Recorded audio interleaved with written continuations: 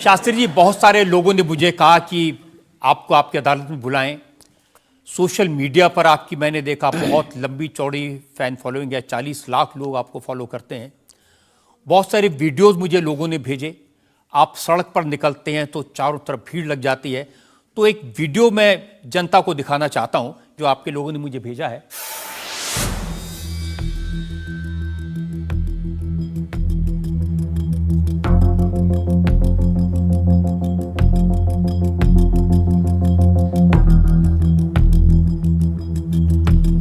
तो ये वाकई में शास्त्री जी असली वीडियो है या पब्लिसिटी स्टंट है, बनाया हुआ है? लोगों की अपनी अपनी भावनाएं होती हैं, अपनी दृष्टि से देखने की। ये वास्तविकता एक जगह की नहीं है। जहां जहां बागेश्वर बालाजी का दरबार लगता, जहां जहां बागेश्वर बालाजी की कृपा से दास कथा करने जाता, ये तो कम है, कैमरे में कम आया है, और ज्यादा है।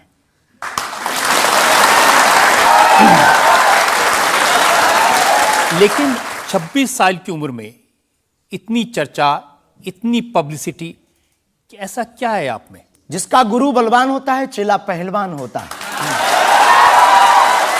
जो लोग कहते थे ईश्वर नहीं होते या भगवान नहीं होते, हमारी दृष्टि में इस छोटे से गांव से, गढ़ा गांव, मध्य प्रदेश के बुंदेलखंड में एक छोटा गांव गढ़ा है। गढ़ा में रहने वाला एक छोटे परिवार का बालक धीरेन्द्र कृष्ण अगर यहां तक पहुंच सकता है बालाजी की कृपा से, तो भारत का प्रत्येक व्यक्ति भगवत कृपा से कहीं भी पहुंच सकता है। आपने ये नहीं बताया कि यहां तक कैसे पहुंच गए हैं। ये जो लोग हैं, जो फॉलो करते हैं, जो आपके बारे में इतनी बातें करते हैं, ये क्यों करते हैं? क्या है आप में? बागेश्वर बालाजी की कृपा वो सब पर है। लेकिन आप अगर कहेंगे, क्योंकि आपसे जीतना तो बड़ा मुश्किल है, हम पहले आपको साफ कर दें कि चूंकि आपका नाम तो रजत शर्मा जी है, लेकिन हम आपको दयालु नाम से, क्योंकि हमारी भारतीय परंपरा में बड़ों का नाम नहीं लेते, तो हम आपको दयालु कहकर संबोधित करेंगे, अगर बुरा ना लगे तो। आप कुछ भी करिए। वैसे हम आपके यहाँ आज मेहमान हैं, तो ये हमारा अधिकार भी है। तो दयालु जी, हमारे ऊपर, सबके ऊपर बागेश्वर बालाजी की कृपा है। लेकिन हमने अपने गुरुदेव की जो चरणों की सेवा की, उस सेवा के माध्यम से ऋषि परंपरा की जो मंत्र विधा हमको प्राप्त हुई है, वो हमारे पास एक ऐसी अनूठी है जिससे पूरा विश्व की मंगल कामना भी करते हैं। पूरा विश्व अपनी समस्याओं के समाधान के लिए गुरु के नाते बागेश्वर धाम चला आता है। शायद इसीलिए लोग हमारे पास आते हैं। मैंने तो ये देखा कि जब से आप संस्कार टीवी पर आना शुरू हुए और लोगों ने आपके प्रवचन सुने, उसके बाद लोकप्रियता बड़ी तेजी से बढ़ने लगी। हाँ, ये कह सकते हैं माध्यम है, परंतु देखो साधन है, साध्य नहीं। दरबार 3 पीढ़ी से लग रहा, हमारे दादा गुरु जी भी लगाते थे, हम भी 11 साल से लगा रहे। नजर आपकी आज पड़ी है अब इसमें, और हमें ये लगता है कि इसमें ये हमारी गलती नहीं है, देखने वाले की गलती है। बड़ी देर से देखा है हमें, हम तो पहले से ही गुरु कृपा से चमकदार थे। मुझे तो लग रहा है बहुत जल्दी देख लिया आपको, भी तो आपकी उम्र ही कुछ नहीं है। हम उस परंपरा से हैं, जब 5 वर्ष की अवस्था में ध्रुव जी लीला कर सकते हैं, प्रहलाद जी लीला कर सकते हैं, तो हम 26 साल में क्यों नहीं लीला कर सकते? तो आपने क्या क्या लीलाएं की हैं? कोई ऐसी लीला नहीं की जिसमें हम फंसे, लेकिन आपकी अदालत में आए हैं, तो आपके उसमें आप जो कह रहे हैं, तो हमारे जीवन में गुरु कृपा से जो किया, सब सनातन के लिए किया, और केवल सनातन के लिए करें। लीला का मतलब ये, हम कोई ईश्वर नहीं है, हम कोई भगवान नहीं है। साधारण जैसे ये इंसान है, वैसे हम मानव हैं, हम में कोई अलग नहीं है। बस हमने अपनी परंपरा को ठीक से जाना, ये अलग है। आप जब स्कूल में पढ़ते थे तो जैसे बाकी छात्र होते हैं ऐसे ही थे लगभग, और मास्टर जी कहते थे ये स्कूल में ना आए तो अच्छा है, इतना शरारती है। हाँ, उपद्रवी तो थोड़ा थे, क्योंकि हम जाते थे तो एक तो बहुत कम जाना होता था, लेकिन बहुत गंभीर और सौम्य भाव से हम जाते थे, और लोगों की भावनाएं हमारे पास रहती थी। चूंकि हमारे दादा गुरु का नाम बहुत प्रसिद्ध था, तो दादा गुरु के कारण लोग हमको भी प्रेम देते थे, स्नेह देते, दुलार देते। हमारे दादा गुरु जी को हनुमान जी का 2 बार साक्षात्कार हुआ, ऐसा हमने माना और उनके अनुयायियों ने माना। तो हम जब स्कूल में जाते थे, तो बचपन से ही बड़ी कृपा थी, तो लोग, बच्चे हमारे पास आते थे, सब क्लासें एक साथ हो जाती थी, 9वीं 10वीं 8वीं सब एक हो जाती थी, जिसमें हम बैठते थे। अच्छा महाराज जी बताइए हमारी कितनी परसेंटेज बन रही है? तो हम वो बचपना उस वक्त ऐसा भाव रहता था दिखाने का। अब तो बहुत गंभीर हो गए, लोगों ने कह करके हमें बड़ा गंभीर बना दिया। तो वो भाव रहता, अच्छा ठीक है तेरी प्यारे 56% बन रही और मेहनत कर 60 हो जाएगी। तो कौन हनुमान जी बताते थे कितनी परसेंटेज? गुरु प्रेरणा। हमसे कोई शक्ति बात नहीं करती है, कोई सामने नहीं हमारे पास बैठती है, हमें तो अनुभव होता है, प्रेरणा होती है। जो ऋषि परंपरा में प्रेरणा है, जो हमारे भारत में अनेकानेक महापुरुष, तो हमको प्रेरणा लगती है, ऐसा अनुभव होता है कि ऐसा होगा। जैसे हमें प्रेरणा लग जाती है कि ऐसा होगा, वो हम लिख देते हैं और इष्ट कृपा से और अपने इष्ट के प्रति आस्था से वो बात सत्य निकलती है। हमारा जीवन भी बड़ा अभाव से गुजरा। एक छोटी झोपड़ी रहती थी, वो भी झोपड़ी कच्ची झोपड़ी, उसमें पिताजी रहते थे, हमारी माँ, हमसे छोटी बहन और उससे छोटा भाई, 5 लोग उसमें रहते थे। उसी में भगवान को स्थान था। दादा गुरुजी निर्मोही अखाड़ा से साधु थे, तो उन्हें परिवार से ज़्यादा मतलब नहीं था। तो बड़ा अभाव में गुजरा हमारा जीवन, बहुत विचित्र स्थितियों में गुजरा। लेकिन अभाव ने प्रभाव की महिमा बताई और आज प्रभाव ने हमें अभाव की महिमा बताई। तो आप कह रहे हैं कि जब छात्र थे तो साधारण छात्र थे जैसे बाकी बच्चे होते हैं, वैसे आज घर परिवार वैसा था जैसे बाकी लोगों का होता है। कोई नई बात नहीं, कोई ऐसा, हम कोई ईश्वर नहीं है, हम संसार से कोई अलग से ब्रह्मा जी की फैक्ट्री से सेट नहीं भये। हम जैसे दुनिया है वैसे हम हैं। बस गुरु परंपरा और हनुमान जी की कृपा क्या होती है, शायद हनुमान जी ने और गुरु ने हमको चुना ये ललकार कर बताने के लिए, हमें लगता है हमारा। तो इस देश में तो बहुत सारे लोग हैं जो हनुमान जी के भक्त हैं, करोड़ों लोग। हाँ, मंगलवार को शनिवार को मंदिरों में जाते हैं, व्रत रखते हैं, प्रसाद चढ़ाते हैं। तो हनुमान जी ने आपको क्यों पकड़ा? कुछ ज्यादा ही घनिष्ठता होगी हमारी, उनको ज्यादा मोहब्बत हम पर आई होगी। लेकिन इस करोड़ों लोगों में हनुमान जी के लाखों भक्त हैं। उन्होंने अपने लिए मांगा और हमने पूरी विश्व के लिए मांगा। इसीलिए हमें लगता है कि हम में और बाकियों में अंतर है। देखिए आपने क्या मांगा, इसके कुछ वीडियोस मैंने देखे हैं। वाह। आप लोगों से कह रहे हैं कि आपके पास जितना चाहे दान दे दो, अपना मकान दे दो, फ्लैट दे दो, बंगला दे दो, घोड़ा दे दो, गाड़ी दे दो, सोना चांदी, बैंक, एफडी, मंगलसूत्र, अंगूठी, लुगाई लड़का छोड़ के सब मुझे दे दो। ये हमारा डिस्क्लेमर रहता है दरबार के पहले का। लोगों को जो भावनाएं रहती हैं कि गुरु परंपरा के लोग और साधु लोग दरबार इसलिए लगाते हैं, भगवान को इसलिए रखते हैं कि ये कमाई का जरिया बनाते हैं। और हमने अपने दरबार में बैनर लगा करके वो माइक पर ठोक करके बोलते हैं कि यहाँ किसी भी प्रकार का शुल्क, फीस, दक्षिणा नहीं लगता।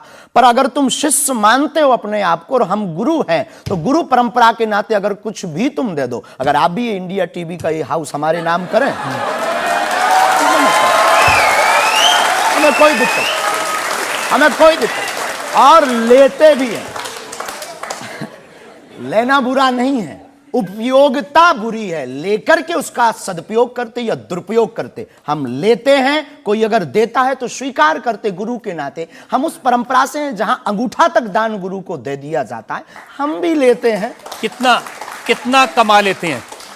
हमारी तो कोई फिक्स कमाई नहीं है, क्योंकि हमारी कोई कंपनी या बिजनेस नहीं है। कोई चढ़ा जाता है, हमारे पास करोड़ों सनातनियों का प्यार, लाखों करोड़ों लोगों की दुआएं, हजारों संतों का आशीर्वाद, इतनी कोई हमारी हिसाब कमाई किताब तो रखता होगा ना कि कितना पैसा आया। जितने सनातनी उतनी कमाई, हिसाब आप लगाओ।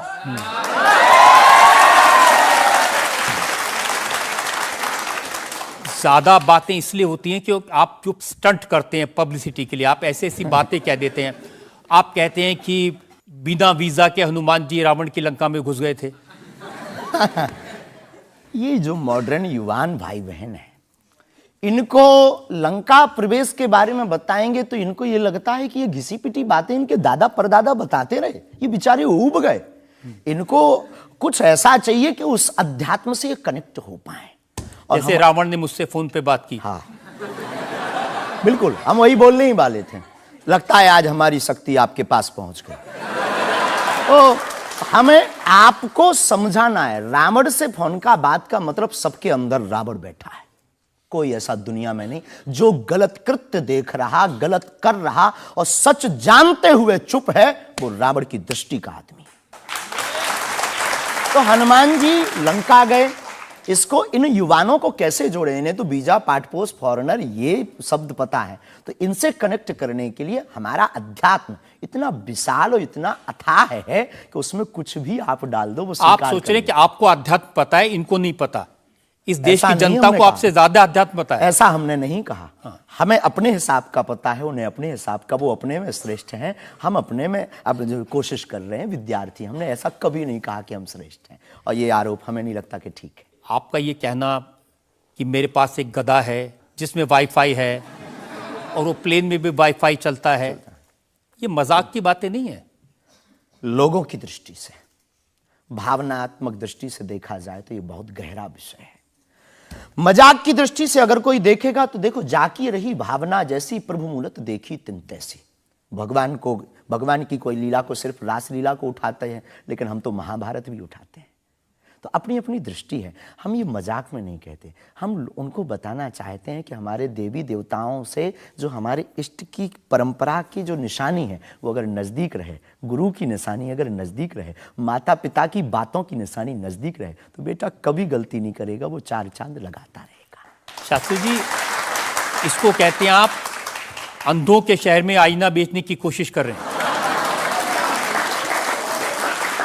ऐसा हमारा भाव नहीं है, अपितु हमारा भाव ये है कि उस केवल वाईफाई को हम बताते नहीं, उसकी महिमा भी बताते हैं, और दरबार में आने वाले लोगों को उसकी महिमा का अनुभव भी कराते हैं। तो फिर वो जो बात मजाक की है ना, वो फिर अध्यात्म, आस्था, ईश्वर से जुड़ करके नास्तिक भी आस्तिक बन जाता है। देखिए, आपको भोले भाले लोगों को बताना चाहिए कि भाई ये मैं मजाक में कह रहा हूं, विनोद हम कहते है, भी हैं। और ये मैं असल हम में बहुत कह बार बोलते हैं विनोद हम कर रहे हैं, हम बहुत बार बोलते हैं। अब कोई हमारे विनोद को सीरियस ले ले तो वो उसका निजी अनुभव है। तो अब मैं लोगों को बता दूं कि एक बार बगैर टिकट पकड़े गए थे आप रेलवे में। हाँ, ये तो बताना चाहिए, बिल्कुल पकड़े गए थे, लेकिन ये भी बताइए कि हम टीटी से ही 1100 रुपया लेकर आए थे। उसी टीटी से लेकर आए थे, और जिस वाईफाई की आपने चर्चा की उसी वाईफाई की दम पर उसके बाप का नाम बताकर लेकर आए थे। इसी तरह की बातें कह के ऐसे दिखाते हैं जैसे चमत्कार कर दिया, जैसे मेरे ऊपर हनुमान जी की बहुत कृपा हो गई, मैं भविष्यवक्ता हूं, और फिर जो भोले भाले लोग हैं वो प्रभावित हो जाते हैं। हमने कभी एक नहीं दावा किया कि हम चमत्कारी हैं। आज भी आपकी अदालत में हम कहते हैं कि हम कोई चमत्कारी नहीं है, हम कोई ईश्वर नहीं है, हम कोई महात्मा नहीं है, हम एक आम इंसान हैं। लेकिन हमारी अपने इष्ट के प्रति आस्था, ऋषि परंपरा के प्रति आस्था है, जो महर्षि वाल्मीकि से पत्र दरबार की महिमा चली है, उस महिमा का हम अनुकरण करते हैं, और उस आस्था में उलझनों में का रास्ता मिल जाता है, तो उसे आप चाहे चमत्कार मानिए अथवा फिर आप अपनी बुद्धि से जो जिसने जो जाना वो हमें माना। देखिए शास्त्री जी, बहुत सारे ऐसे लोग हैं, गरीब हैं, परेशान हैं, बीमारियों से थके हारे हैं, डॉक्टर से आशा छूट जाती है, हॉस्पिटल से आशा छूट जाती है, वो आपके पास आते हैं, वो सोचते हैं यहाँ इलाज मिलेगा। किसी का बच्चा बोल नहीं सकता, किसी का बच्चा चल नहीं सकता, वो लोग बड़ी आस्था विश्वास लेके, जो मैंने जानकारी हासिल की, वो आते हैं, सोचते हैं कि यहाँ से शायद उन्हें कोई रास्ता दिख जाएगा, और उन्हें मिल जाता है। जो आते हैं श्रद्धापूर्वक आते हैं। देखो, जिंदगी में अगर वो परेशान है और डॉक्टर से परेशान होकर के या कहीं से भी निराश होकर के आया और उसे कुछ मिले ना मिले, हम ये तो नहीं कहते, जिसकी जितनी निष्ठा उसको उतना हमारे बागेश्वर बालाजी के दरबार में मिलता है। और अगर नहीं मिलता, अगर उसे जीवन जीने की अगर डांडस और सात्तावना मिलती है, तो क्या ये भी कम है? बिना पैसों में, बिना दक्षिणा दिए, बिना कुछ लगे अगर हनुमान जी से जुड़ रहा, अगर वो प्रभु से जुड़ रहा, अगर उसे जीवन जीने में 4 दिन की जिंदगी है, डॉक्टर ने कह दिया तो मर जाओगे, लेकिन बागेश्वर धाम के नाम से उसके चेहरे पे मुस्कुराहट है कि मेरा हारे का सहारा है, तो अगर ये मुस्कुराहट उसके चेहरे पर आती, इससे किसी को गुस्ताखी क्यों? देखिए, अगर बागेश्वर धाम आने से लोगों का इलाज हो जाता है, तो फिर आपको कैंसर हॉस्पिटल बनाने की क्या जरूरत है? यही तो हम बताना चाहते हैं कि दुआ और दवा दोनों आवश्यक है। हमने ये नहीं कहा कि हम डॉक्टरों के खिलाफ हैं। अब मैंने पूछ लिया तो आपने दवा ऐड कर दिया उसमें। नहीं, हमने औषधालय बागेश्वर धाम पर खुलवाया है, और मंदिर के समीप खुलवाया है। वहां पर ग्राम पंचायत का भवन है, वहां पर आयुर्वेदिक औषधालय है। दुआ और दवा मतलब नीचे दवा है, और वहां ठीक नहीं हुए तो दुआ के लिए चढ़ जाओ मंदिर पर। दोनों काम करें, ठीक है। और ये कोई नई बात नहीं है, हमने ऐड नहीं की, डॉक्टर खुद ऐड करता है, ऑपरेशन करता है, जब ठीक नहीं होता तो वो भी कहता है तुम भी प्रार्थना करो। लेकिन ये सही है कि जिस इलाके में आप हैं उस इलाके में बहुत सारे ऐसे लोग हैं जो इसी तरह पर्ची निकालते हैं, जो इसी तरह दुआ की बात करते हैं। पूरे भारत में ऋषि परंपरा के अनेक लोग हैं, बहुत लोग तो नहीं कह सकते, पर अनेक लोग पूरे भारत में हैं। और केवल हमारे इलाके में नहीं, पूरे भारत में। हमारे इलाके में बागेश्वर बालाजी की महिमा और दादा गुरुजी के पास दरबार से, कृपा से बहुत से महापुरुष और भी। मैं बताता हूँ, एक लवलेश नाम के गुरुजी हैं, 20 साल की उम्र है, और वो भी इसी तरह से पर्ची निकालते हैं। हम कभी ऐसे मिले नहीं, इस भाव से हमारा कभी मिलना नहीं हुआ, और इस विषय पर उनका निज मत हो हम कह नहीं सकते, ईश्वर जाने। नहीं, मत तो पता नहीं, उनके ऊपर रेप का इल्जाम है और वो जेल में है, कह नहीं सकते। तो उस एरिया में ऐसे और भी बहुत सारे लोग हैं। अभी हम अर्जी लगाने के हिसाब से घूमे नहीं हैं, आप कहो तो इस बार जाकर के घूमेंगे कितने लोग हैं। अभी तो हमें एक पता है, छतरपुर जिले में एक गढ़ा गांव है, वहां बागेश्वर धाम है, वहां सदगुरु सन्यासी बाबा से परंपरा चली दरबार की, आप भी आइए। ये बात सही है कि देश में बहुत सारे ऐसे लोग हैं जो कहते हैं हमारे पास सिद्धि है। एक जयपुर में है, उन्होंने बताया कि मैंने कर्ण पिशाच को साधा हुआ है, और वो भी किसी की भी डेट ऑफ बर्थ बता देते हैं, किसी के परिवार वालों का नाम बता देते हैं। हमारे पास ऐसी कोई सिद्धि नहीं, ना हमने ऐसी कोई साधना कर रखी है। हमारे पास सिर्फ अपने इष्ट पर, हनुमान जी पर भरोसा है, जो अष्ट सिद्ध नवनिधि के दाता हैं। ना हम कोई डेट बताते हैं, ना हम कोई नाम बताते हैं, और अगर उनकी कृपा से पता चल जाए तो कोई बुरी बात नहीं। जनता से जो लोग सवाल पूछना चाहते हैं। आमतौर पर क्या होता है कि संत का नाम आते ही हमारे माइंड में एक इमेज बनती है कि दाढ़ी होगी, बहुत ही जो उनकी वेशभूषा होगी बहुत ही सिंपल और सरल होगी, लेकिन आपकी वेशभूषा देख के, टोपी देख के लगता है एकदम कलरफुल रहता है। आपकी दुनिया ही रंगीन है तो साधु को भी रंगीन होना चाहिए। बहुत बढ़िया, बहुत बढ़िया। जब 7 रंगों की भरी दुनिया है माय डियर सिस्टर, 7 रंगों से भरी दुनिया है, तो मुझे क्या दिक्कत है। और हम कोई साधु नहीं, हम कोई महात्मा नहीं, ना हमने चोला ले रखा है। हम एक वर्ण व्यवस्था की बात नहीं करेंगे, हम एक गुरु के शिष्य हैं और आम इंसान हैं। और अगर कोई सरनेम पूछे तो हम शुक्ल वंशीय सरयू पारी ब्राह्मण हैं। तो जो 7 ब्राह्मणों की वेशभूषा है वो हमने धारण की, गुरु के नाते हमने ये पादुका अपनी एक परंपरा को निर्वाहन करने के लिए धारण की। और टोपी कोई आया तो दे गया, अगर आप कुछ दो बहन हमें तो वो भी स्वीकार है। आप चाहो तो कुछ हमें पहनने को दे सकते हो, हम पहन लेंगे। एक वेबसाइट ने लिखा कि ये जो टोपी पहनते हैं, ये पहनाने वाले से भी कुछ गुरु दक्षिणा लेते हैं। जो कपड़े पहनते हैं, जो कपड़े जिसके दिए पहनते हैं, उससे भी कुछ पैसा लेते हैं। आज तक ऐसा कोई मिला नहीं है, खोज जारी है। किसी ने हमें आज तक दक्षिणा नहीं दी, टोपी पहनाने के नाम पर या कपड़े पहनाने के नाम पर। हम तो राह चलते कोई मिल जाता है तो उसका पहन लेते, अपना दे देते हैं। हम तो साधु उस परंपरा के हैं, उस परंपरा के। लेकिन अच्छे लगते हैं आपको ये रंग बिरंगे कपड़े? बहुत आनंद आता है। क्या दिक्कत है साहब? किसी को दिक्कत है वो हमसे ज्यादा रंगीन पहने। एक शायर ने कहा कि जो खानदानी रईस हैं वो मिजाज रखते हैं नर्म अपना, आपका लहजा बता रहा है आपकी दौलत ये शोहरत नई नई नहीं।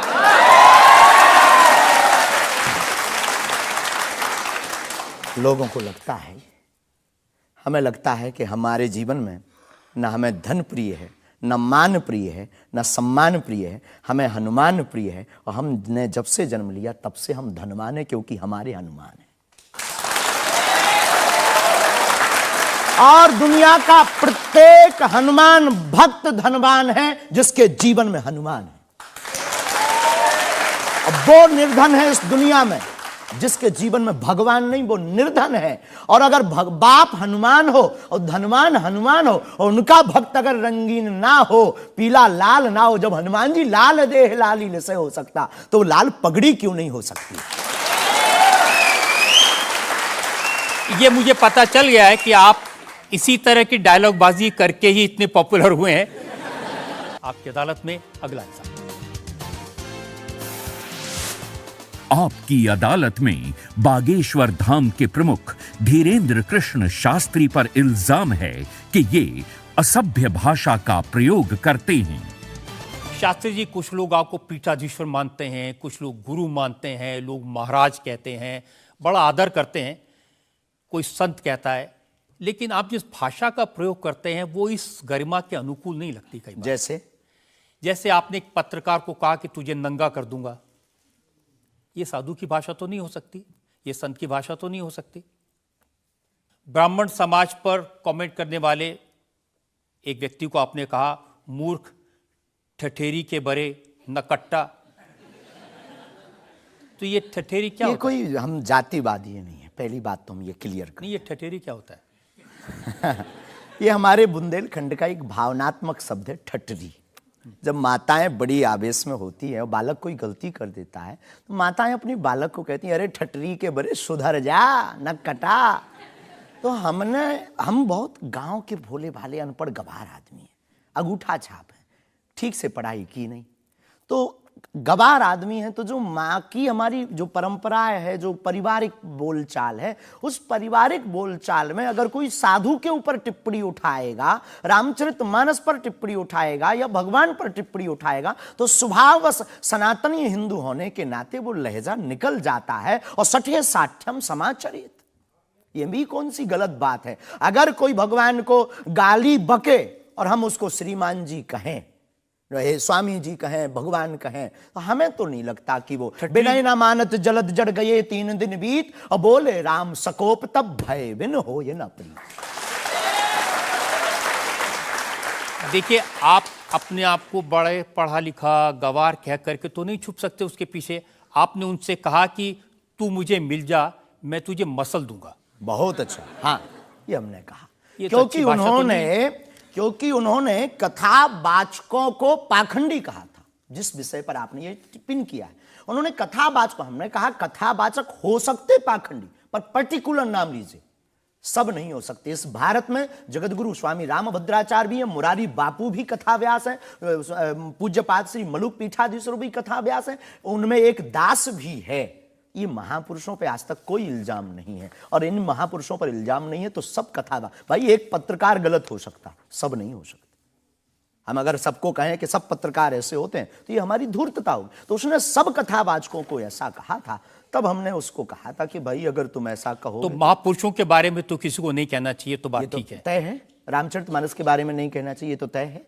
तो उसके लिए अगर ऐसा मसला कह दिया समझाने के लिए, वो है तो हमारा आदमी चेला। लेकिन आपने संत तुकाराम के बारे में क्या कहा? संत तुकार को आपने कहा संत तुकाराम की लुगाई रोज उन्हें मारती थी, रोज पीटती थी डंडे से। तो किसी ने उनसे पूछा, तुम रोज लुगाई से पिटते हो, शर्म नहीं आती? इसमें बोलचाल की भाषा में थोड़ा सा वो हुआ। हमने एक कथा पढ़ी थी एक पुस्तक में, उसमें लिखा था कि उनकी पत्नी झगड़ालू, बड़ी ईर्षालु थी, बड़ी विचित्र थी, और वो संत तुकाराम जी को एक बार गन्ने के लिए भेजती, गन्ना वो एक लेकर शाम को आते तो वो उनके शरीर पर प्रहार कर देती, एक गन्ने के 2 टुकड़े हो जाते। पर तुकाराम बहुत अद्भुत महापुरुष थे, उन्होंने कहा, देख तू कितनी ज्ञानवान है, पहले गन्ना एक था, हम लोग 2 थे, तूने मेरे शरीर पर प्रहार करके गन्ने के 2 टुकड़े कर दिया, अब एक तू चूस एक मैं लूं। तो लेकिन आपने जो बोलचाल उसमें बिगड़ा जिस अंदाज में कहा था वो सम्मानजनक नहीं था, समाज के लिए असभ्य था, इसमें कोई संदेह नहीं है। लेकिन हम अपनी भाषा से समझने का कोशिश करते हैं, जो कई बार हमारी भाषा लोगों के अनुरूप फिट नहीं है। कभी नहीं, आपको नहीं लगता कि संत तुकाराम जैसे महान संत के बारे में ये कह दिया, उसके लिए हमने तो गलती माननी चाहिए? बिल्कुल, अगर ये किसी की भावनाओं को ठेस पहुंचा तो संतों के प्रति हमारे हृदय में अथाह प्रेम है, अथाह प्रेम। और हम स्वप्न में भी, हम तो खुद साधु परंपरा से जीवित हुए हैं, नालायक से बोलने लायक संतों के कारण हुए। और हम अगर संतों का अनादर करेंगे तो अपनी जिंदगी में हम रहेंगे कहाँ? तो हम तो विनम्रता पूर्वक अगर किसी को ठेस पहुंचा तो हमें नहीं लगता कि हमारे द्वारा उनको ऐसा कहा, लेकिन अगर किसी को ठेस पहुंचा और शब्द ऐसा मुंह से फिसल गया तो हम क्षमा प्रार्थी, कोई संदेह। अब मैं एक और उदाहरण आपको बताता हूँ। अच्छा किया कि आपने क्षमा प्रार्थना की, करना ही चाहिए साधु संतों के बारे में, अगर गलती से मुंह से कुछ निकल जाए, बहक करके अगर हो जाता तो कोई दिक्कत। आप बात कर रहे थे साईं बाबा के बारे में, और आपने कहा कि हमने सुना वो चांद मियां निकले। हाँ, सुना। आपने कहा कि कई बार लगता है कि 33 कोटि क्या कम पड़ गए, और समझदार के लिए इशारा काफी है जी। जिन साईं बाबा को करोड़ों लोग मानते हैं, करोड़ों की श्रद्धा उनमें है, उन्हें भगवान मानते हैं, उनकी पूजा करते हैं, उनके मंदिरों में लाखों लोग जाते हैं, उनके बारे में इस तरह की भाषा? बात ये थी, प्रश्न ये था, क्या साईं बाबा हिंदू हैं या मुसलमान? हमने कहा हम तो उस वक्त थे नहीं भाई साहब, अगर होते तो देखते टोपी पहनते थे कि माला।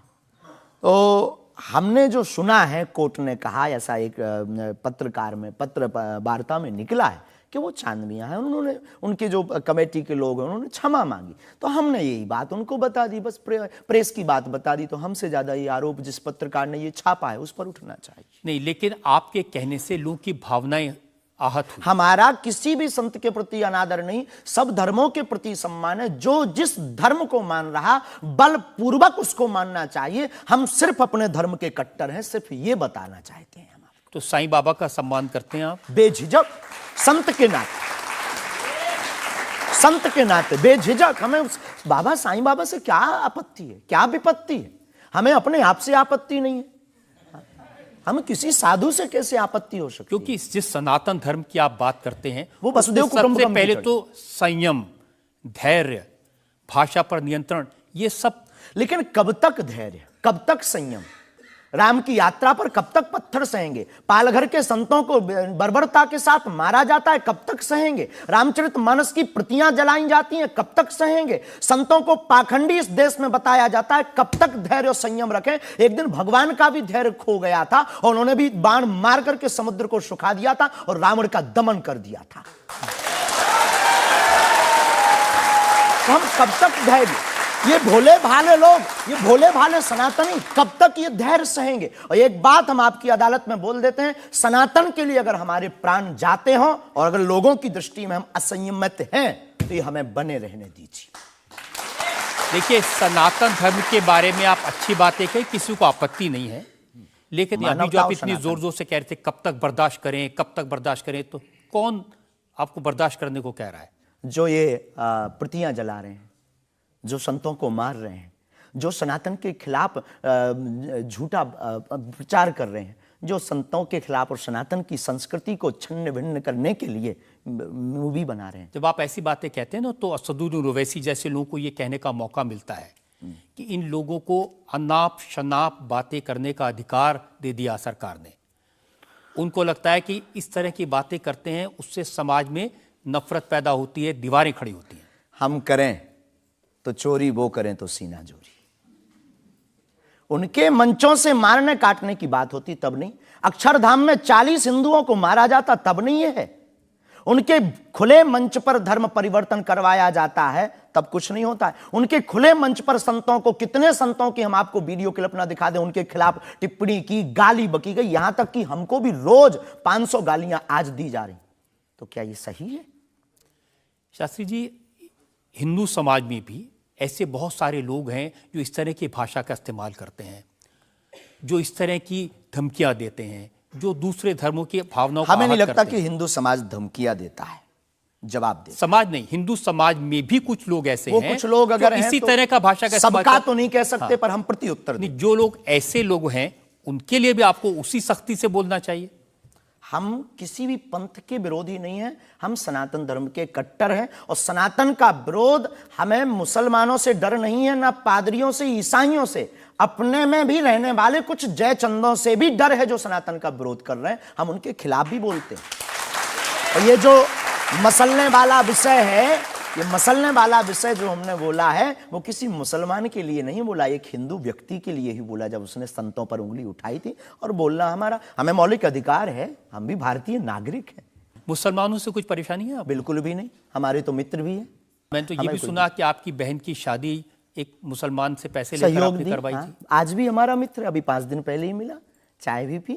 और हमारा लगभग 500-600 मुसलमान परिवार हैं जो आत्मा से जुड़े हैं। इस भारत का प्रत्येक नागरिक अपने हृदय पर अगर हाथ रखे ना, अब मीडिया में वो कुछ भी बोले, तो उसकी रंगों में राम और कृष्ण का ही ब्लड बह रहा है। तो हम मानवता के पुजारी हैं, हम मानवता के पुजारी हैं, जातियों के या पंथ के पुजारी नहीं। हम इसको लेकर मेरे पास और इल्जाम है। हम एक ब्रेक के रुकेंगे और ब्रेक के बाद आपकी अदालत में धीरेन्द्र शास्त्री पर इल्जामात और सवालात का एक और आपकी अदालत में अगला इल्जाम। आपकी अदालत में बागेश्वर धाम के प्रमुख धीरेंद्र कृष्ण शास्त्री पर आरोप है कि ये अपने विरोधियों को धमकी देते हैं। शास्त्री जी, सुना है कि विरोधियों को धमकी दे रहे थे आप, लेकिन आजकल आपको भी धमकियां मिलने लगी हैं। आपको भी लोग कह रहे हैं कि जान को खतरा है। हाँ, ये कोई नई बात नहीं है। इस भारत में जब जब भी सनातन की बात किसी ने पुरजोर तरीके से उठाई है तो उसको मिटाने के लिए और उसको डिगाने के लिए तरह तरह के स्वांग और षड्यंत्र, तरह तरह के प्रायोजित ढंग से उसको फंसाने के उपाय किए गए हैं। लेकिन सिर पर सीताराम, फिकर फिर क्या करना।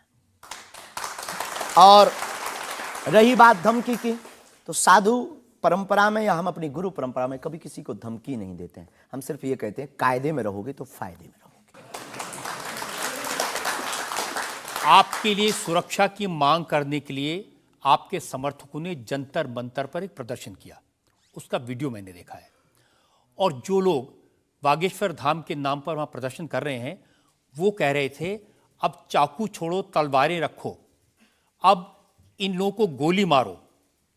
और वो लोग बहुत ही हिंसक भाषा का इस्तेमाल ये बिल्कुल भी कतई हमें पसंद नहीं है और इसकी छूट हमने कदापि किसी को नहीं दी है, क्योंकि हम स्वयं ये कहते हैं कि जिंदगी में याद रखना, सनातन धर्म वो धर्म है जो अहिंसा का पुजारी है और हम हिंसा के पक्षधर नहीं है, क्योंकि हिंदू का अर्थ ही होता है जो हिंसा का दमन करे।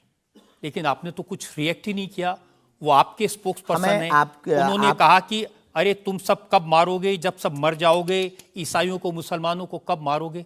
नहीं, ये बात बिल्कुल गलत है, क्योंकि सबको जीने का अधिकार है और हमें ऐसी कोई जानकारी नहीं लगी और हमारी तरफ से कोई लोग नहीं गए। लेकिन मैंने आपको जानकारी दे दी, आप चाहें तो मैं आपको वीडियो भेज दूंगा, वो देख लीजिए। बिल्कुल, हम एक बार बोलेंगे उनको, बेझिझक बोलेंगे। हम कभी इसके पक्षधर नहीं है। हम भारत में बहुत प्रेम और बहुत ही अहिंसा पूर्वक जीवन के पक्षधर हैं, इसलिए हमने हिंदू राष्ट्र की मांग की है। इतने अहिंसा के पक्षधर हैं आप, आपने खुद एक बार कहा कि अब सब हिंदू अपने हाथ में हथियार, माला और भाला रखो। ये तो हमारी देवी देवताओं के भी हाथ में है। प्रत्येक भगवान के हाथ में, किसी के हाथ में मुगदर है, त्रिशूल है, उनसे भी लोगों को आपत्ति होगी, जिन्हें दिक्कत है। हम सुरक्षा करना, भारतीय संविधान में भी हथियार देने का लाइसेंस दिया जाता है, उसको बंद करवाया जाए। जो हथियार देने का लाइसेंस है वो इसलिए आत्मरक्षा के लिए। तो हम भी आत्मरक्षा के लिए भाला रखवा रहे हैं। हमारी क्षमता नहीं ना बंदूक लेने की, साहब गरीब आदमी है।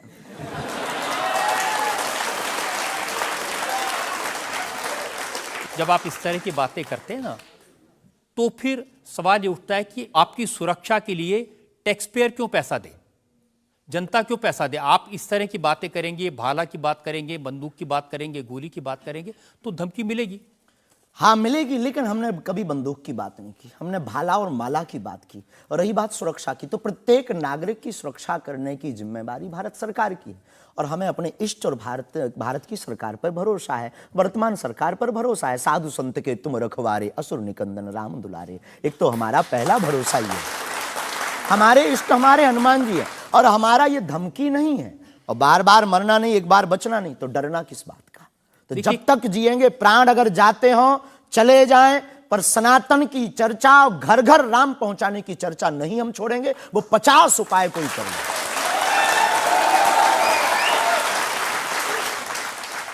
कोई ना कोई डर तो है।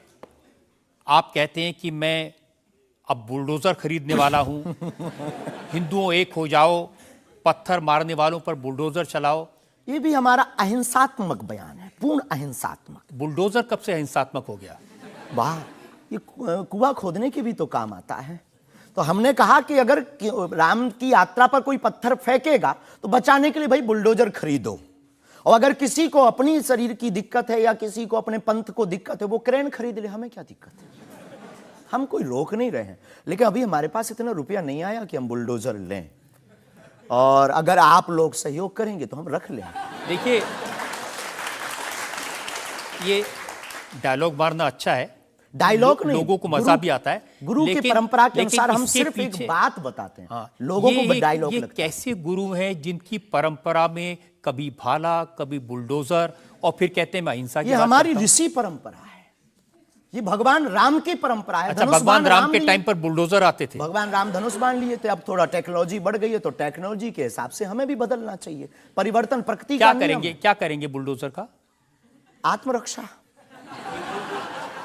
घर के बाहर रखेंगे कि देख भाई तू आना मत, ये भी है भाई। बंदूक जो इनके पास होती सिपाहियों के पास चलाते थोड़ी है अनेक बार, वो तो दिखाने के लिए होती है कि तू कुछ करना। आप जो बातें कह रहे हैं ना कि सिपाहियों के पास भी बंदूक होती है, जो सीमा पर रक्षा करते हैं उनके पास बंदूक होती है, हमारे पास क्यों नहीं हो सकती? ऐसी बातें जानते हैं, मैंने किससे सुनी थी बहुत साल पहले, भिंडरान वाले से। ये कौन है? भिंडरान वाले पंजाब में जो आतंकवाद फैला था उसके सिंबल थे। नहीं, हमने कभी बंदूक की बात नहीं की, बुलडोजर की। उनसे मैंने ये सवाल पूछा था। उन्होंने बुलडोजर रखी थी। मैं आपको बताता हूँ, उनसे मैंने, देखिए ये मजाक की बात नहीं है, मैंने उनसे सवाल पूछा था कि उनकी आपत्ति क्या थी कि जो हिंदू हैं वो यज्ञोपवीत क्यों पहनते हैं और सिख लोगों को कृपाण लेकर जाने की इजाजत क्यों नहीं होती। तो मैंने उनसे कहा कि यज्ञोपवीत से क्या नुकसान किसी को हो सकता है? तो उन्होंने कहा नहीं, इससे भी गला घोट के मारा जा सकता है। मैंने कहा आप तो बंदूक की बात कर रहे हैं। तो उन्होंने यही कहा था कि सिपाहियों के हाथ में भी तो बंदूक होती है, वो भी आत्मरक्षा के लिए। तो ऐसी बातें जो लोग गुरु परंपरा के लोग हों उनको नहीं कहनी चाहिए। आपकी दृष्टि से कह सकते हैं, लेकिन हमें लगता है कि आत्मरक्षा के लिए सब कुछ जरूरी है और वर्तमान समय में आवश्यक है। और बुलडोजर की बात अगर कहें तो बुलडोजर का पूर्ण अहिंसात्मक बयान है और किसी व्यक्ति से अगर आप जोड़ रहे हैं तो वो उसका निज मत है। हमारा मत बंदूक की तरफ। सनातन धर्म का मत क्या है? सनातन धर्म का मत है सत्य, अहिंसा, दया, क्षमा, दान, जप तप। मारकाट की बात तो नहीं करता। वीरता भी है, ये वीरता का प्रतीक है। बुलडोजर। चाय भी मंगवा दो साहब। अच्छा, हम चाय पियेंगे, हमें चाय पीना चाहते हैं। हाँ, तो पानी और चाय दोनों भेजा जाए। जी। वैसे तो संतों को चाय पसंद नहीं आती है ना? लेकिन आपके बारे में जितना मैं रिसर्च की हूँ मुझे पता चला है आपको चाय बहुत पसंद है। क्या ये सही है? जी बहन, बहुत सही बात है। कौन सी चाय पसंद करते हैं?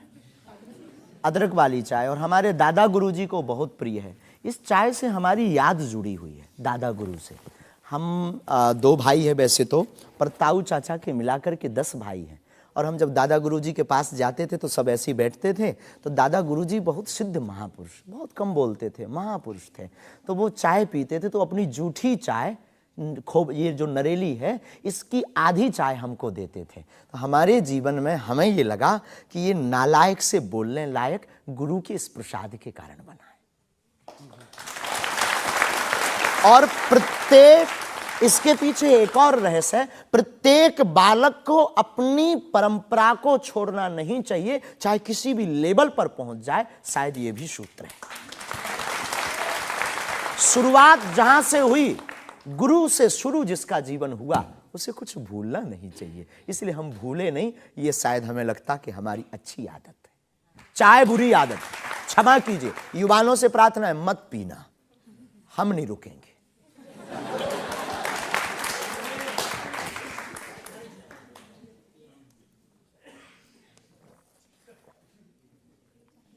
और हमारे दादा गुरु ने तो श्लोक भी बनाया है, कहो तो सुनाऊं?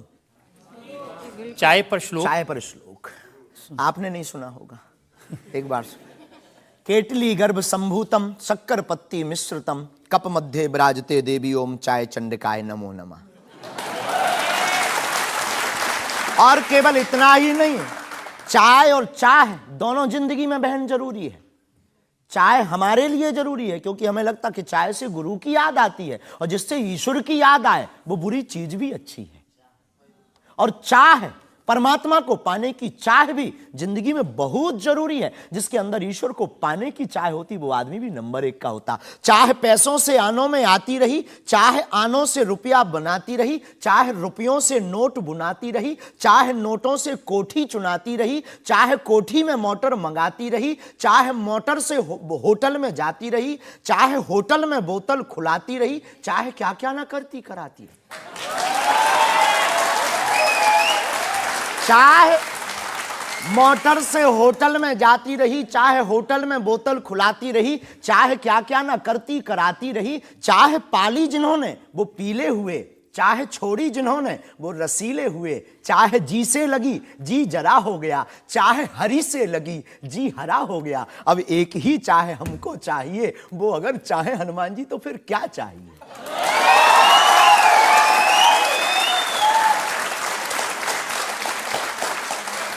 अब आप ये मत कहना कि ये डायलॉग बाजी है क्योंकि हम आपकी अदालत में ये कहने, हमारा कोई भी बयान डायलॉग नहीं है, हमारा प्रत्येक बयान हमारे युवाओं को और भारत को जगाने का है। मैं तो सोच रहा था कि आपको पहले से पता होगा कि मैं क्या पूछने वाला हूं। शायद ये जो चाय आप पीते हैं, इससे एनर्जी आती है, ऊर्जा आती है, शक्ति मिलती है? लगभग गुरु की याद आती है। और देखो चाय पीना, देखो सच बात यह है कि चाय पीना ठीक नहीं है, चाय हानिकारक है, भूख मारती है। लेकिन हम 24 घंटे में 18 घंटे सेवा करते हैं, लगभग 17 घंटे गद्दी पे बैठते बोलते हैं। भूख लगेगी तो नींद आएगी, नींद को मारने का एक बहुत अच्छा उपाय है चाय पी लेंगे। भूख कम तो हम ज़्यादा समाज सेवा कर पाते हैं, हमें ऐसा लगता है, पर डॉक्टरी भाषा में ये ठीक नहीं है। तो ये सिर्फ समाज सेवा के काम आती है, या फिर जैसे शाहरुख खान की फिल्म पठान को आपने क्रिटिसाइज किया, वो भी चाय का असर था? चाय कोई नशा नहीं है, लेकिन अगर आप उसकी बात करें तो हमने सिर्फ सनातन की बात की कि हमारे सनातन पर भगवा रंग ही बेशरम क्यों बार बार। एक फिल्म 1987 के लगभग आई थी, संतोषी माता की फिल्म। संतोषी माता की फिल्म आने के बाद लोगों की भावना इतनी दृढ़ होगी कि शुक्रवार को टमाटर और नींबू बिकना कम हो गए। और अगर आप सनातन के खिलाफ, आपको याद होगा, और अगर सनातन के खिलाफ कोई मूवी बनाओ तो मंदिरों में, भगवान के चरणों में और माता पिता और गुरु के प्रति आस्था लोगों की कम हो जाएगी। इसलिए बार बार हमारी संस्कृति, हमारे सनातन और हमारे भगवान राम को टारगेट ना किया जाए। देखिए, बिना देखे आपने फैसला कर लिया कि वो भगवान राम को टारगेट किया गया है, सनातन को टारगेट किया गया है। भगवा रंग तो देखने की जरूरत ही नहीं है, खून ही भगवा है। रंग से किसी धर्म को जोड़ना ये तो ठीक नहीं। ये देश तिरंगे का देश है और तिरंगे में तीनों रंग हैं। बिल्कुल है, और सब रंगों का सम्मान करना चाहिए। तो है, तो हमने कभी, अच्छा तो भगवा रंग, हरा रंग भी तो बेशरम हो सकता है। हाँ, क्यों नहीं हो सकता? हो सकता है ना। हाँ। बस यही हमारी मांग है। देखिए, ये इस तरह की जो मांगे करते हैं ना, उसी पर मुझे आपत्ति है। आप कहते हैं ये भारत राष्ट्र हिंदू राष्ट्र बने, बेझिझक बने, हिंदू राष्ट्र बनेगा। ये जातिवाद, हम जातिवाद के खिलाफ हैं। कब तक गालियां जातिवाद के नाम पर, कब तक राजनीतिक रोटियां सेकी जाएंगी? ये बंद करो अब। कब तक जातिवाद के नाम पर वोट लेंगे? आप ये बंद करो, भारत को हिंदू राष्ट्र बनाओ। सामाजिक समरसता होगी, सब में समानता होगी, सौहार्दता होगी, न पत्थर गलेंगे, न रामचरितमानस जलेगी, न राम के ऊपर कोई टिप्पणी होगी। हिंदू राष्ट्र होगा तो राम राज्य आ जाएगा। भारत विश्व गुरु है। शास्त्री जी, ये जो देश है ना, ये भारत के संविधान से चलता है। वो संविधान जो बाबा साहब अंबेडकर ने बनाया था। क्षमा कीजिए, हम उसके आदर करते हैं, हमारे पूर्वजों ने स्वीकार किया। कहां आदर कर रहे हैं? वो संविधान कहता है ये धर्मनिरपेक्ष राज्य है, इसमें रिलीजन के नाम से इसको देश नहीं बनाया जा सकता। संविधान का प्रथम पृष्ठ ही भगवान राम के चित्र से प्रारंभ होता है। हाँ, बिल्कुल। संविधान का प्रथम पृष्ठ, जिस देश का संविधान भगवान राम से प्रारंभ हो, तो क्या वो हिंदू राष्ट्र, राम राज्य नहीं हो सकता है? वही संविधान जो भगवान राम के पृष्ठ से शुरू होता है, वही संविधान कहता है कि भारत एक धर्मनिरपेक्ष हमने राज्य ऐसा है। सुना है, पढ़ा नहीं है, पूछना नहीं, पंथ निरपेक्ष कहा है। धर्म तो सिर्फ सनातन नहीं, धर्मनिरपेक्ष। हाँ, तो धर्म सिर्फ सनातन है, बाकी सब पंथ। देखिए, और जो देश धर्मनिरपेक्ष नहीं होते, जैसे हमारे पड़ोस में पाकिस्तान धर्म के आधार पर बना, उसका क्या हाल है ये आप देख रहे हैं। देख रहे हैं, लोगों के पास खाने को रोटी नहीं है, आतंकवाद चरम सीमा पर है। जब इस्लाम के नाम पर देश बनेगा, धर्म के नाम पर बनेगा, तो ये होगा। बिल्कुल बात सही है आपकी, लेकिन हम आपको बता दें, बाकी सब पंथ हैं, धर्म सिर्फ सनातन है। सुप्रीम कोर्ट के सामने ये मामला आया था, और सुप्रीम कोर्ट ने क्या कहा था, एग्जैक्ट वर्ड्स मैं आपको बताता हूं। सुप्रीम कोर्ट ने कहा कि भारत जैसे धर्मनिरपेक्ष देश में धर्म के आधार पर घृणा फैलाने की, लोगों को बांटने की गुंजाइश नहीं है। जी, सुप्रीम कोर्ट तो का ये नहीं करना चाहिए। हमारी तरफ से आदर है, लेकिन भारत हिंदू राष्ट्र था, है, बस घोषणा की जरूरत है। देखिए, आप रंग के नाम पर फिल्मों का विरोध करते हैं, आपने कहा कि ये फिल्म नहीं चलने देंगे। हम सिर्फ सनातन के विरोधियों का विरोध करते हैं, कोई रंग से, कोई व्यक्ति से, किसी संप्रदाय से हमारा कोई विरोध नहीं। सनातन के विरोधी से हमारा विरोध है, वो किसी भी बिरादरी या समुदाय या समाज का, चाहे भले ही क्यों। आपको यह भी समझना होगा, जिस फिल्म का आप इतना विरोध कर रहे थे, जिसको आप कह रहे थे कि लोग देखने ना जाएं, उसको करोड़ों ने देखा और वो लोग सुपरहिट फिल्म हुई। होनी भी चाहिए। हमने सुना सुधार भी किया है, और सुधार करके कोई करे तो फिल्मों से हमारा कोई विरोध नहीं है, क्योंकि वो एक कला है और कला के प्रति हमारा सम्मान है। नहीं, लेकिन आप तो बार बार कभी आप आमिर खान की फिल्म का जिक्र करते हैं, कभी क्योंकि वो शाहरुख खान पीके वाली मूवी बना करके भगवान को गाल पर चिपका करके शंकर जी को बाथरूम में बंद करता है। तो क्या ये सही है? जिसके प्रति हमारी आस्था है, लाखों लोग कहेंगे इस बात को सुनने के बाद, जिनके प्रति हमारी आस्था है, उनके साथ ऐसा मजाक किया जाए, भगवान के साथ खिलवाड़ किया जाए, क्या ये सही है? और उसकी बात बोलना अगर विरोध है तो हम मरते दम तक विरोध करेंगे। शास्त्री जी, मुझे कभी कभी लगता है कि चूंकि आपकी उम्र कम है, जैसे आप भिंडरान वाले को नहीं जानते, ऐसे ही फिल्मों का इतिहास भी आप नहीं जानते। एक फिल्म आई थी बैजू बावरा, उसमें एक भजन था, मन तड़पत हरि दर्शन को आज, जो सबसे हिट था। इसे लिखा शकील बदायूनी ने, म्यूजिक दिया नौशाद ने, गाया मोहम्मद रफ़ी ने। हम आपको बहुत विनम्रता पूर्वक कहें कि हम किसी भी समुदाय के विरोधी नहीं हैं। पुनः हम कहते हैं, हम रहीम को मानने वाले और कबीर का सम्मान करने वाले हैं। हम शेख मुबारक के साथ मित्रता निभाने वाले। ये आपको समझने की जरूरत है, ये मलिक मोहम्मद जायसी और रसखान का देश है, जहां पर उन्होंने भगवान का गुणगान किया। हमने कभी विरोध नहीं किया, सम्मान किया, रसखान के पद गाए। रसखान के प्रति हमारा आदर है, और भारत में सामाजिक सौहार्दता बनी रही है हमारी मांग है।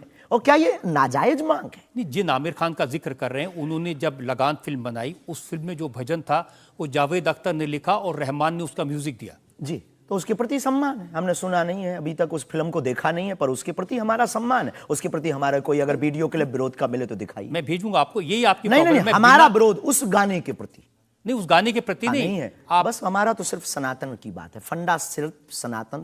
सिर्फ मैं कह रहा हूं कि आपको जिसका विरोध करना है उसके बारे में थोड़ी सी जानकारी हासिल कर लीजिए। आपको न मिले तो मुझसे पूछ लीजिए। बहुत अच्छा है, अब आगे से ये कोशिश करेंगे, लेकिन सनातन के लिए पूछ नहीं पाएंगे हम। सनातन पर उंगली उठाएगा तो इधर से भी डायरेक्ट सीधा सा होगा।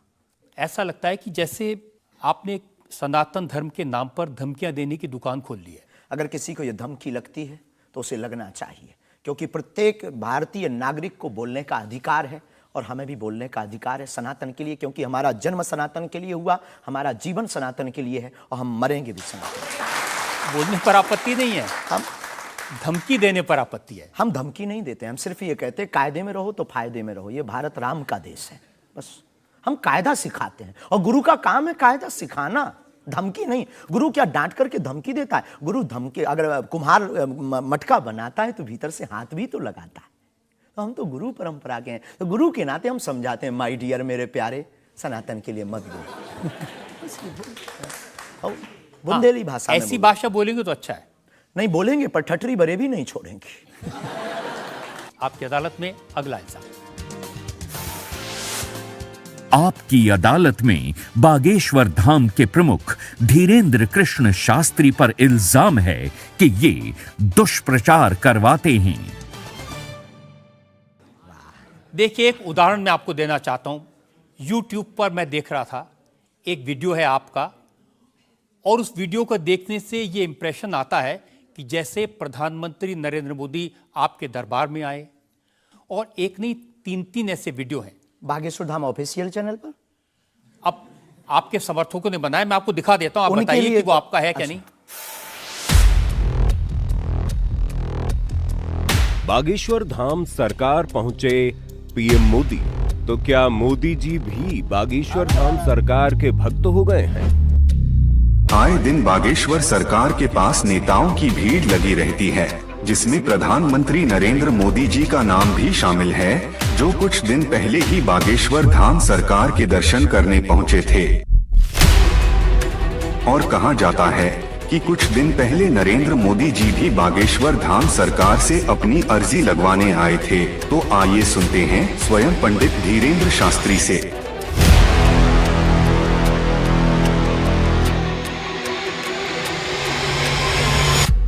मोदी जी को ये प्रोजेक्ट करते हुए जैसे बागेश्वर धाम आए, मेरी जानकारी है कि 3 वीडियोस हैं, उनमें से एक बागेश्वर धाम का है। बागेश्वर धाम के ऑफिशियल चैनल से कभी हो ही नहीं सकता है, न ऐसी भूल हो सकती है, क्योंकि हमने कभी ऐसी इजाज़त नहीं दी। ये बहुत बड़ी गलतियां हैं। टीआरपी के चक्कर में रोज तो लोग हमारी शादी करवा देते हैं यूट्यूब पर। आपने सिर्फ ये भर देखा, ये भी तो देखिए कि हर बार हमारी लड़की बदल दी जाती है।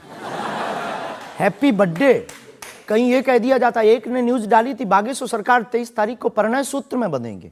संतों के फोन आने लगे। तो ये सिर्फ मीडिया पर, चूंकि बागेश्वर धाम बहुत सर्च हो रहा, और हनुमान जी भला सर्च हो क्यों ना, हनुमान जी तो लोगों की श्वास में, ये पवन पुत्र हैं। तो लोग बागेश्वर धाम बालाजी के नाम से सर्च करते हैं, तो लोगों को जो कुछ यूट्यूब वाले हैं, सब नहीं, कुछ यूट्यूब वाले हैं जो अपनी व्यूअरशिप बढ़ाने के चक्कर में इस प्रकार का कुकृत्य करते हैं, जो दुष्प्रचार है। और बागेश्वर धाम ने इस पर अनेक बार कार्रवाई भी की, उनके खिलाफ नोटिस भी भेजा, और अनेक बार डिस्क्लेमर भी बागेश्वर दरबार में हमने दिया है कि किसी भी प्रकार की भ्रामक जानकारी से बचें। धाम का इस प्रकार से कोई भी लेना देना नहीं है। ये खुद की निजता के साथ वो बेफुजूली के कार्य कर रहे हैं, और बागेश्वर धाम इसके लिए कानूनी कार्रवाई भी करवाएगा। शास्त्री जी, प्रधानमंत्री को लेकर इस तरह की वीडियो बागेश्वर धाम के नाम से जाएं, तो आपको नहीं लगता कि ये भोले भाले लोगों के लिए मिसलीडिंग है? लोग ऐसी बातों पर भरोसा कर लेंगे। धाम से तो हुआ नहीं, कोई कर रहा हो तो खबर नहीं है,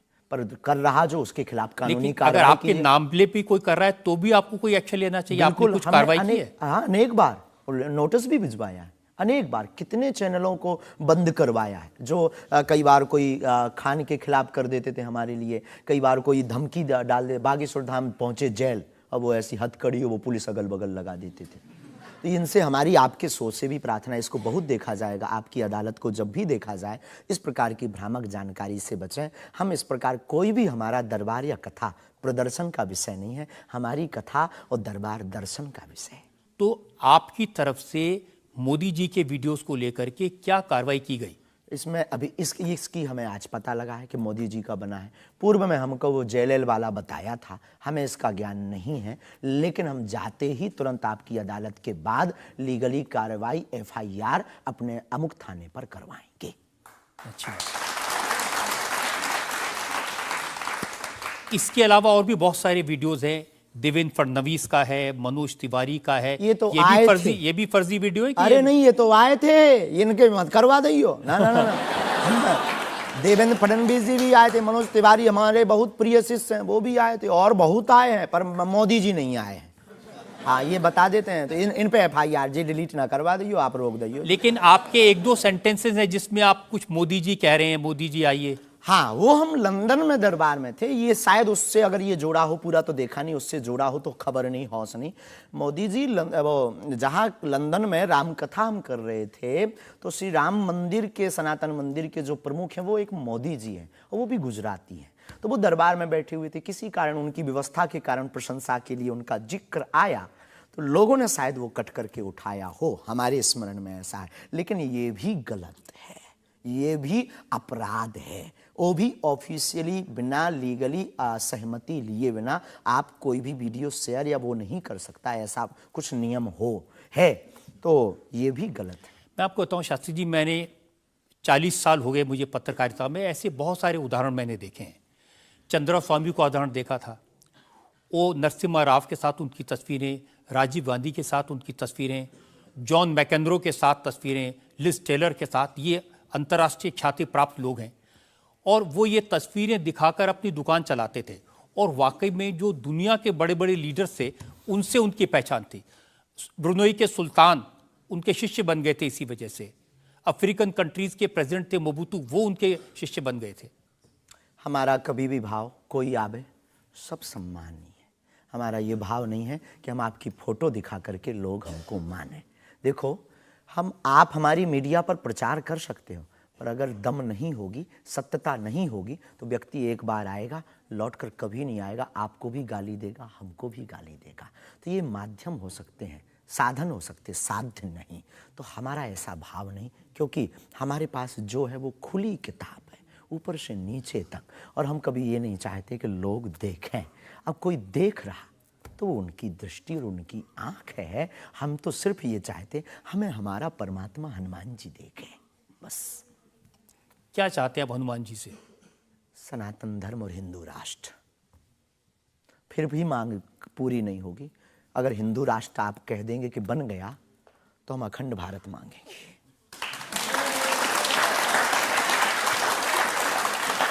अगर वाकई में आपको भरोसा है कि बजरंगबली ऐसी इच्छाओं को पूरा कर सकते हैं, करते हैं हमारी तो तो कर रहे हैं। स्केल थोड़ा बढ़ाइए ना, उनसे कहिए कि पुतिन को समझाएं कि यूक्रेन से अपनी सेना वापस ले ले।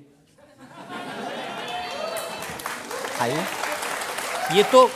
ये तो अंतर्राष्ट्रीय, क्योंकि उससे जो यूक्रेन क्रिश्चियन मुल्क है उनको पता चलेगा कि सनातन धर्म की शक्ति कितनी है। हम अपनी तरफ से प्रतिदिन विश्व में कल्याण हो, विश्व में शांति हो, ये अर्जी लगाते हैं। और हनुमान जी ने रावण को भी समझाया था, मान जा भगवान है, वापस कर दो जानकी माता को। लेकिन जिसकी आ गई हो तो हनुमान जी की बातें उसे नहीं भाती हैं। गुरु के नाते हमने भी प्रार्थना की। अब किसी की आ गई, हम जो बताने, हमारे पास लोग आते, महाराज जी हम मर ना जाएं। अब उसको क्या कहें कि जो बता रहा उसे भी मरना है? हद हो गई, तो पागलों जैसी बात करते मेरे पागल। लेकिन हम श्रीमान जी बड़ी विनम्रता पूर्वक कहें कि अगर आपको लगता है तो आपको अर्जी लगाने एक बार बागेश्वर धाम। नहीं, ये अर्जियां लगाने का काम तो आपका है, मेरा नहीं है।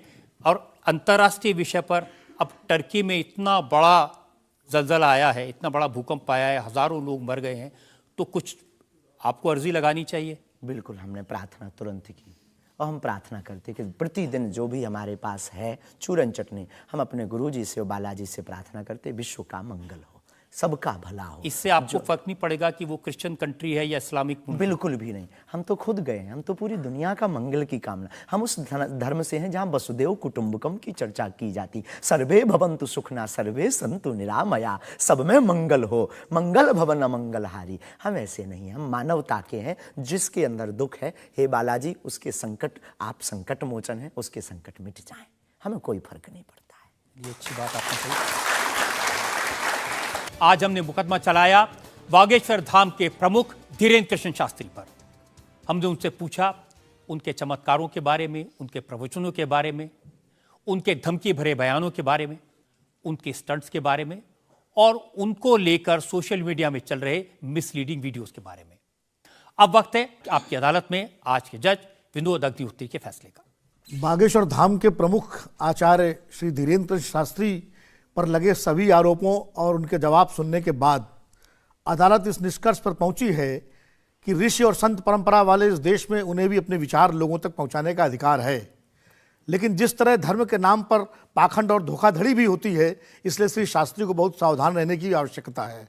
अदालत तमाम इल्जामों से श्री धीरेन्द्र शास्त्री को बाइज्जत बरी करते हुए निर्देश देती है कि बागेश्वर धाम बालाजी सरकार श्री हनुमान जी की कृपा से उन्हें यदि कोई सिद्धि और प्रसिद्धि मिली है तो उसका उपयोग लोक कल्याण और समाज की नैतिक आध्यात्मिक उन्नति के लिए करें और देश समाज में प्रेम, शांति, सद्भाव का वातावरण बनाने में सहायक हों।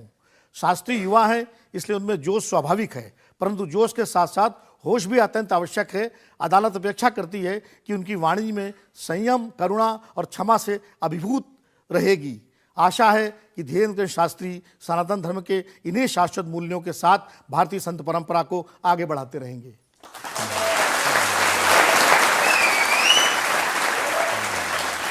इस विश्वास के साथ कि हमारे जज साहब ने जो हिदायत दी है धीरेन्द्र शास्त्री उसका पालन करेंगे, संभल कर रहेंगे और समाज में किसी भी तरह की भ्रांतियां न फैलें, इसका ध्यान रखेंगे। आपकी अदालत का आज का मुकदमा यहीं खत्म करते हैं। अगले सप्ताह आपसे मुलाकात होगी एक नई शख्सियत के साथ। तब तक के लिए नमस्कार।